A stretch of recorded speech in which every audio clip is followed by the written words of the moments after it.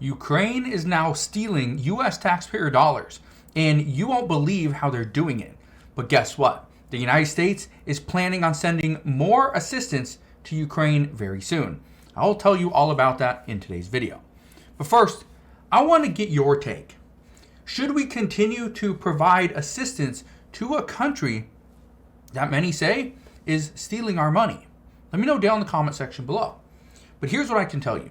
The United States has sent 4 rounds of payments to Ukraine, some of which went in the form of military equipment, others went in actual cash. But here's how much we've spent. In the first round of assistance, we spent $13.6 billion back in March of 2021. We sent another $40 billion from the $1.5 trillion omnibus bill for our fiscal year 2022 budget. We spent another $13.7 billion in September of 2021, and 2022, and finally we sent another $45 billion for fiscal year 2023. This was from our $1.7 trillion omnibus bill. Now, all this amount of funding was not enough for Ukraine. Ukrainian officials have demanded more funding and additional weaponry. For instance, the latest request is they need tanks. Not want, they need tanks. But this all started to unravel the past few weeks, and it really, the moment was Saturday this past week, where things just went, they just went completely under for Ukraine. Here's what happened. We started to see 15 senior Ukrainian officials leave their posts since Saturday. 6 of them had corruption allegations against them by both journalists and anti-corruption authorities. And then on Saturday, the Ukrainian Deputy Minister of Infrastructure, he was detained by anti-corruption investigators and then dismissed from his post. Now, we are seeing right now that he was being accused of inflating the price of winter equipment like generators.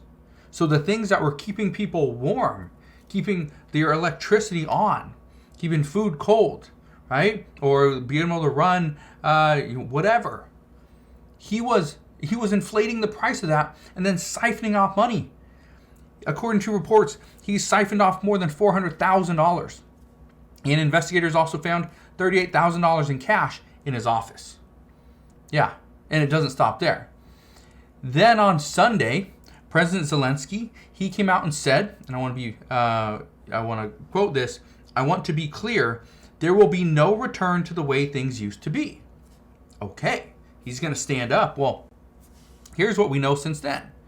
Since his statement from President Zelensky, 4 more senior officials have been implicated, or that were implicated in corruption scandals. They have been dismissed or resigned from their posts.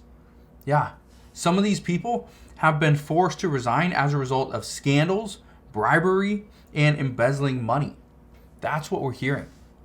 Now, what is shocking to find out about all this is that many of these officials were using U.S. taxpayer dollars to fund things like lavish vacations, fancy cars, right? Luxury homes.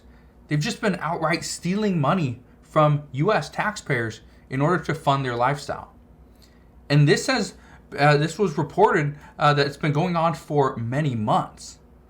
Now, this isn't anything new though. According to a recent report, the United States knows that all the assistance that we've been sending isn't making its way to the proper channels. Money is being stolen before it can ever be used. Weapons aren't making it to those that are fighting for their lives. And according to a report that I read just this past week, roughly 30% of all weapons are making it to the front line. That means 70% are being taken, and reports indicate that they're being sold on the black market. Now, it's because of these investigations that we are seeing more reports coming out of Ukraine saying that they are begging the United States and Germany for additional weaponry. Germany and the United States are both being asked to send tanks, but both are questioning whether or not this is a good idea or should they wait.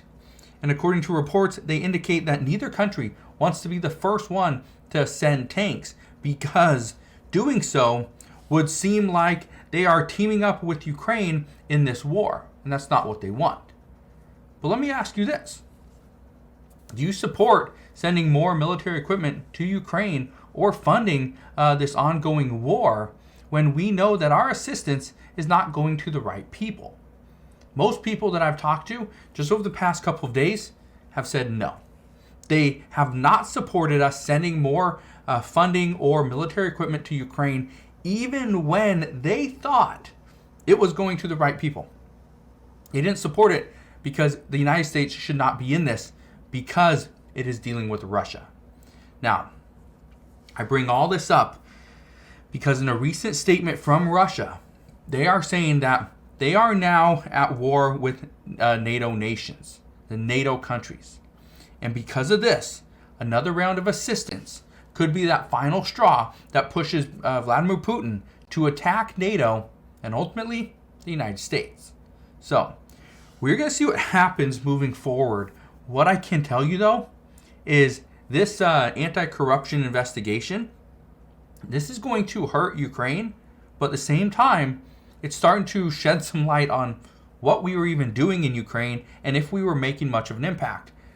According to these reports, the impact that we were making was for others, not for Ukraine and the Ukrainian people. So, we will see what happens moving forward. As always, I will keep you updated on all the latest news and updates, especially shocking news like this. But again, thank you guys for watching. Consider subscribing, and I'll see you guys on the next one.